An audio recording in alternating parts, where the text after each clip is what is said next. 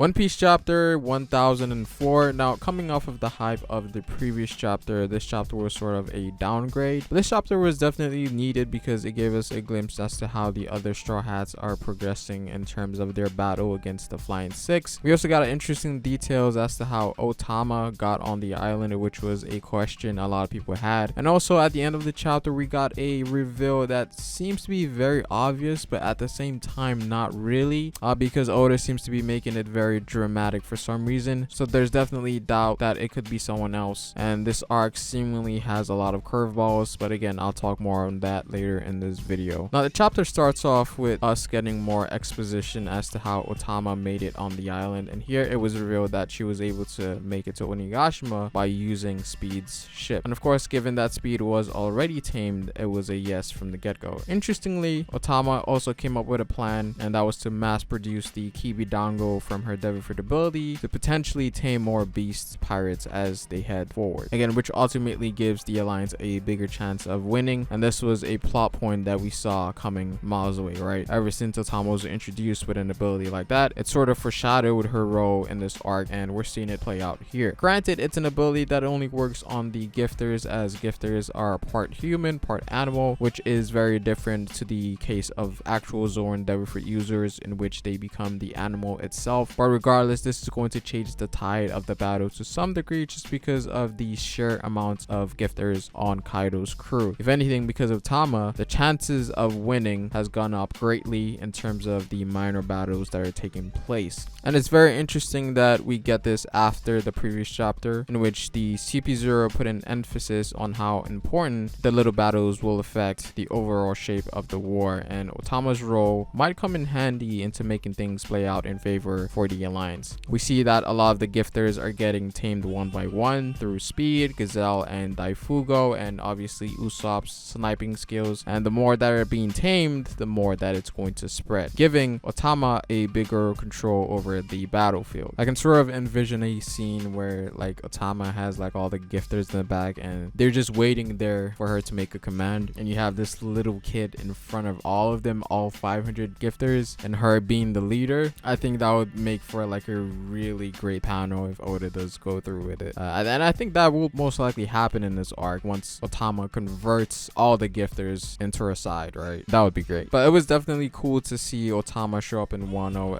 It's very interesting how Oda manages to implement kids in the setting of war, and it really goes to show how deep rooted this is for Wano. Now, moving on to Franky's side of things and his battle against Sasuke, a matchup that seems to be very equal, given that they both have elements of being armored. Now, Franky is using General Shogun, so I think that puts a huge emphasis on Sasuke being very powerful. Interestingly enough, we also see that he hasn't taken on his hybrid form yet, which should be his strongest, and given the fact that he's a swordsman, I think that shows that we haven't seen all there is to him yet. Again, full transformation is usually the first form that is shown, and then as the battle progresses, they eventually switch into hybrid form. Now, Franky does seem to be holding his own against Sasuke. Now, Franky for the most part has been viewed as the strongest non-monster trio Straw Hat, just because he has so many elements that makes him very powerful in combat. And we're seeing that here he's able to fight Sasuke to somewhat of an equal standing. And even then, for Sasuke to change the tide, he needed his men to hold Franky for him to get the upper hand. And we have to remember that Sasuke is kind of viewed in the same light as Who's Who seemingly is the strongest Flying Six based on portrayal. So it's interesting that Oda is putting Franky against someone that Jinbei is currently matched up against. But again, we haven't seen all there is to Sasuke, but at the same time, Franky might have more tech inventions that we don't know about yet. And if I remember correctly, back in Zou, Franky did mention something about an anti-Kaido weapon, so that might be something he might use on the Flying Six, who knows. Again, science seems to have become a more legitimate power system in One Piece, whereas science is becoming one of the other elements a person can use to become stronger. Devil Fruits and Haki aren't the only choice anymore, and this is especially the case with the reveal of the SSG, whereas we're seeing science play a role of being one of the three great powers. So I think as the fight progresses, we're going to see more of Franky's unknown invention. We then move on to Nami and Usopp and Otama side of things, in which they run into Franky with initially what seemed to be hundreds of enemy gifters, but because Otama was there, these gifters were already tamed and were heading towards Franky in order to help help him, and this caused a great confusion to Sasuke as he didn't really know what was happening. And because of that distraction, Franky was able to get a hit in with his sword, and which I think is going to ultimately result in Sasuke changing into his hybrid form. Franky now has a sword. It would make a lot of sense if Sasuke matches that as well. We also get to see page 1 and Oti here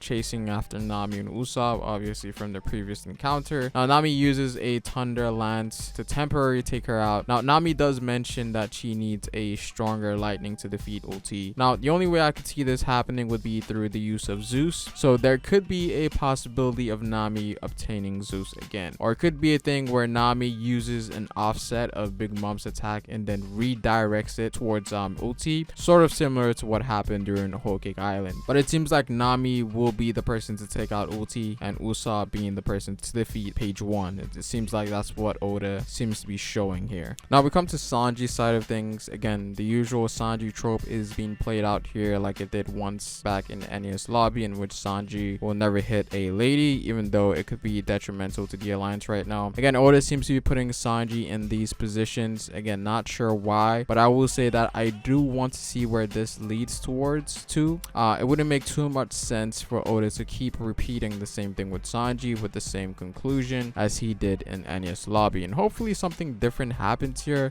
His character doesn't necessarily need to break in order for something to happen. You know, execution is always key. Now I do know that Sanji is definitely going to have his moment in this arc, but in terms of how every other Straw Hat is doing in comparison, he's definitely on the lower spectrum. But again, we just need to wait for more and see where this leads towards. Now, given the fact that Robin is now on the list of what the Yonkos want, Black Maria seems to be someone that might possibly take on the role of capturing her. And of course, when it comes to estimating how strong the Straw Hats are, everyone in the series always falls short, and that will most likely be the case for Black Maria, as Oda seems to be setting up a fight between Robin and Black Maria, which was something a lot of people did speculate about, and this might possibly be a 1v1 as well, because Robin hasn't had a 1v1 fight in a very long time, so I am really looking forward to this. Now the chapter ends off with one of the spies finding out that the Scabbards are still alive, in which King is unable to go because he's dealing with Marco, which leaves Black Maria to head towards the treasure room. Now interestingly, one of the spies tells Black Maria to be careful as she was able to count 10 people in that room, and this person is helping the Scabbards. Now the most obvious answer here should be Hiyori, just because she has the same sort of facial features as this individual, and also because it wouldn't make too much sense for it to be anyone else, because we see that this person is tearing up at the sight of the Scabbards. So there's a 99% chance that it is Hiyori, at least for me, but given how dramatic Oda is making that scene to be, there's like a 1% chance that it could be someone else, like Toki, right? Now a lot of people are saying that it might be Enel, but again, that makes absolutely no sense, and that's just a no right there. But I could see it being Toki, just because Toki and Hiyori have similar